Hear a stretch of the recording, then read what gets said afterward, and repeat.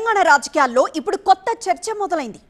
ఏళ్ల తడబడి రాజకీయాల్లో ఉన్న ఉద్దండుల నుంచి కొత్తగా ఎన్నికైన ఎమ్మెల్యేల దాకా అందరిది అదే టెన్షన్.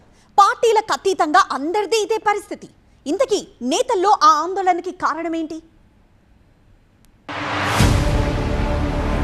జనగణన తరువాత అమల్లోకి మహిళా రిజర్వేషన్.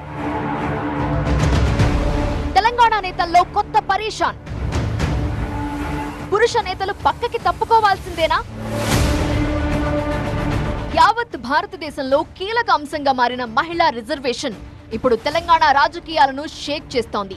మరీ ముఖ్యంగా విమెన్ రిజర్వేషన్స్ ని తలుచుకొని పురుష నాయకత్వం తెగ కలవరపడుతోందట.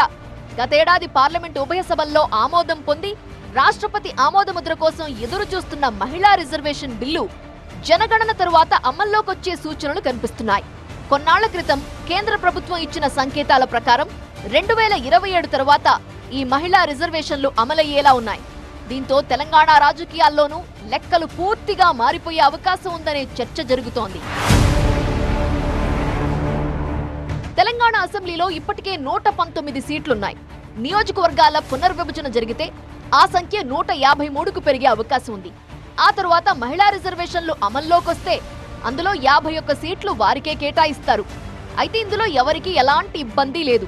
కాకపోతే ఏళ్లుగా ఒకే చోట రాజకీయం చేస్తున్న ఉద్దండ నాయకులకు ఉద్వాసన తప్పకపోవచ్చనే చర్చ జరుగుతోంది.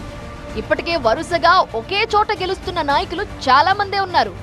వారసులను నిలబెట్టి అదే నియోజకవర్గంలో ఇప్పటికీ తెర వెనుక రాజకీయాలు చేస్తున్న వారు ఉన్నారు. కొన్ని చోట్ల నిన్న మొన్న రాజకీయాల్లోకొచ్చి ఎమ్మెల్యేలైన వారు ఉన్నారు. లేడీస్ రిజర్వేషన్స్ తో అలాంటి వారు ఒక్కసారిగా నియోజకవర్గం మారాల్సి రావచ్చు. అలా స్థానచలనం పొంది సక్సెస్ అయిన నాయకులు చాలా తక్కువ మంది ఉన్నారు. ఇప్పుడు అదే భయం పురుష నేతల్ని వెంటాడుతోంది. 51 చోట్ల మహిళలకు సీట్లు కేటాయిస్తే ఇప్పటికే అక్కడ పాతుకుపోయిన పురుష నేతల పరిస్థితి అగమ్యగోచరంగా మారే అవకాశం ఉంది. పోనీ ఇంట్లో మహిళల్ని నిలబెడదామనుకున్నా అది పొరపాటున ఎస్సీ ఎస్టీ రిజర్వ్డ్ అయితే ఇక అంతే సంగతులు. అలాంటి నాయకులంతా ప్రత్యక్ష రాజకీయాల నుండి తప్పుకోవాల్సిందే. పక్క స్థానానికి వెళ్లాలన్నా మళ్లీ కొత్తగా మొదలు పెట్టాల్సి ఉంటుంది. గెలుపుపై గ్యారంటీ కూడా ఉండదన్నది నేతల టెన్షన్ కి కారణం. పోనీ ఎలాంటి రిజర్వేషన్ లేకుండా కేవలం మహిళా రిజర్వేషన్లే అమలైతే ఇంట్లో ఎవరైనా మహిళని బరిలో నిలపొచ్చు. కానీ అందరిళ్లలోనూ రాజకీయాల పట్ల ఆసక్తి చూపించే మహిళలు ఉండాలి కదా. ఇప్పుడు ఇదే విచిత్రమైన సమస్యని చాలా మంది నాయకులు ఎదుర్కొంటున్నారు. చాలా మంది నేతల ఇళ్లలో వారి వారసులంతా రాజకీయాలను వద్దనుకుని విదేశాల్లో స్థిరపడిపోయారు. మరికొందరి ఇళ్లలో పోటీ చేసేందుకు మహిళలే లేకపోవటం ఇబ్బందిగా మారితే పిల్లలు చిన్నవాళ్లుగా ఉండటం, అర్ధాంగులు రాజకీయాల పట్ల అనాసక్తితో ఉండటం మరో మైనస్. కొందరు కూతుళ్లు లేకపోయినా కోడళ్లని రంగంలో దింపాలనుకుంటే ఇక్కడ మరో సమస్య తలెత్తుతోందట. ఇద్దరు కోడళ్లుంటే ఒకరికి ఛాన్స్ ఇచ్చి మరొకరిని కాదనలేని విచిత్ర డోలాయమాన పరిస్థితులు ఎదురవుతున్నాయట నేతలకి. ఎప్పుడన్నది పక్కన పెడితే మహిళా రిజర్వేషన్ల రాకతో ఎంతమంది రాజకీయ నాయకులు పొలిటికల్ స్క్రీన్ నుండి మాయం అవుతారు అనేదే ఇప్పుడు ఆసక్తి రేపుతోంది.